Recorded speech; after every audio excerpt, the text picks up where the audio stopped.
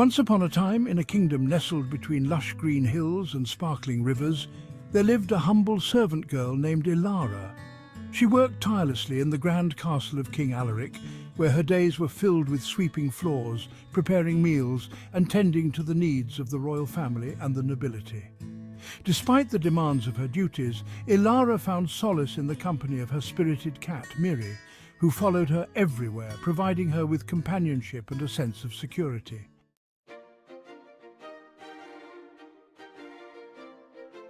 Among the castle's knights was the gallant Sir Cedric, a figure of honour and bravery. With his strong build, kind eyes and a heart full of courage, he captured the admiration of many, but it was Elara who held a special place in his thoughts. While he trained in the courtyard, honing his skills with sword and shield, she would often catch glimpses of him through the castle's grand windows. Their worlds were starkly different, yet Elara could not help but feel a connection, a gentle thread woven between their hearts.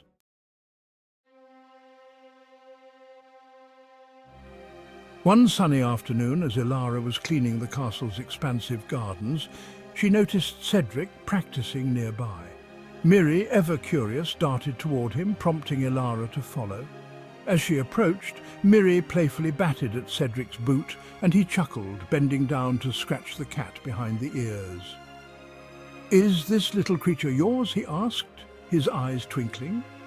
Elara felt her cheeks flush. "Yes, Sir Cedric, her name is Miri. She's quite the troublemaker," she replied, a shy smile creeping onto her lips. "Troublemakers can be the best of friends," he said, glancing up at her. In that brief moment, their eyes locked, and Elara felt a spark of something profound. But she quickly looked away, remembering the king's decree that forbade knights from marrying servants. Days turned into weeks, and while they continued to exchange friendly words, the invisible barrier between them remained. They would often meet in the quiet corners of the castle. Cedric would share tales of his adventures, and Elara would speak of her dreams of seeing the world beyond the castle walls. Miri always seemed to sense the magic of those moments, curling up at their feet, purring contentedly. But their idyllic existence was soon disrupted.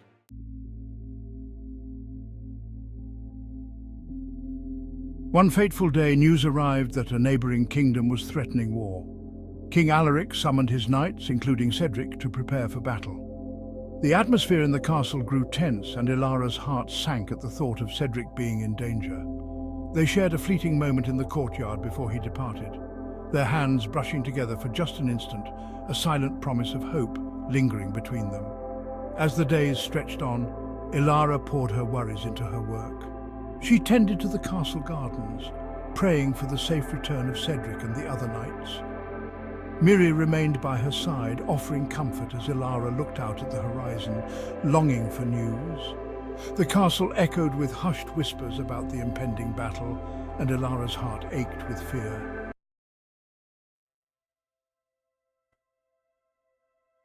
Then, one stormy evening, a ragged soldier returned from the battlefield.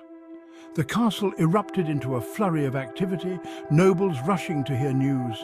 Elara's heart raced as she joined the throng, desperately hoping for news of Cedric. When the soldier spoke, a chill ran through the crowd. The knights had fought valiantly, but they had suffered great losses. Cedric was missing, last seen near the enemy's camp. Elara felt as though the ground had shifted beneath her.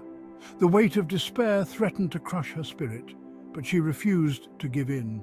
With Miri by her side, she resolved to find Cedric. "I will not rest until I know he is safe," she declared, her voice steady with determination.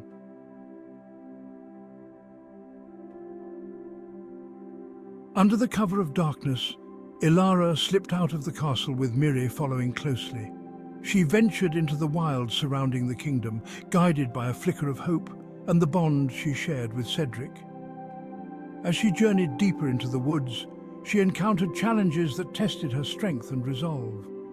She crossed treacherous streams and climbed steep hills, each obstacle only fueling her determination. After days of searching, Elara stumbled upon the remnants of the battlefield. The air was heavy with the scent of earth and the echoes of conflict. As she walked among the fallen leaves, she spotted a familiar figure lying among the grass.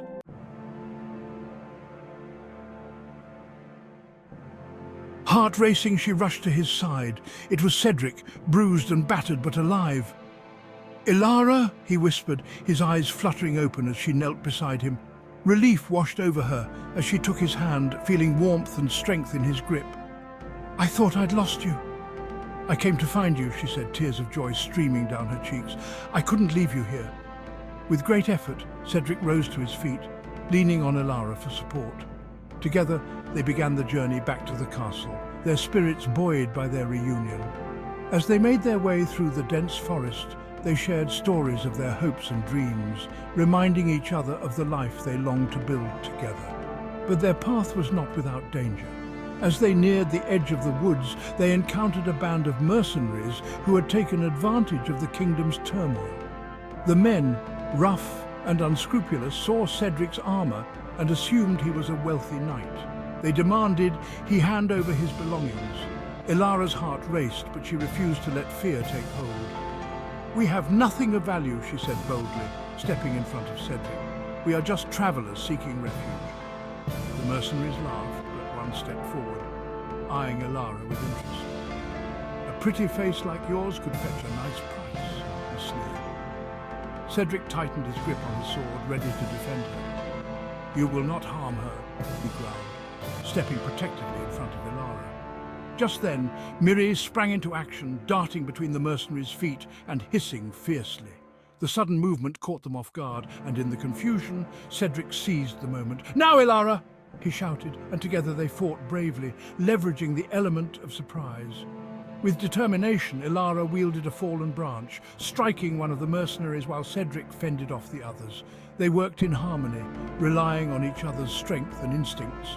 The mercenaries, taken aback by their resolve, quickly retreated, realizing they were no match for the duo. Breathless but victorious, Elara and Cedric exchanged a glance filled with gratitude and admiration. "We make a good team," Cedric said, a smile breaking through his exhaustion. "Always," Elara replied, her heart soaring.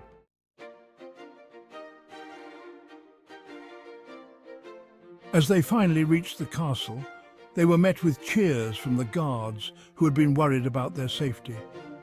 King Alaric, hearing the commotion, rushed to greet them. "Cedric, Elara, you are both safe."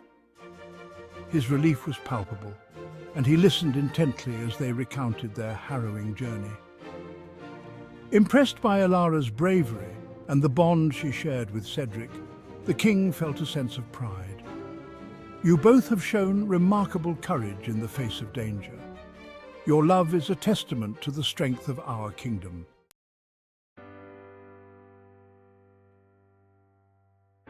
With the king's blessing, Cedric and Elara were finally free to express their love openly.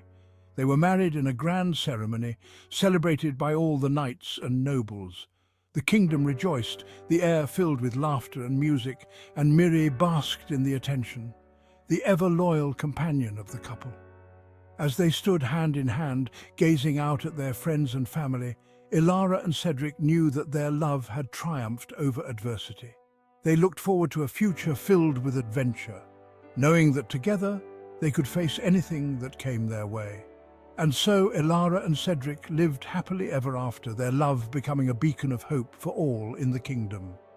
The tales of their bravery were told for generations, inspiring young hearts to believe in the power of love, courage, and the magic that can be found in the most unexpected places.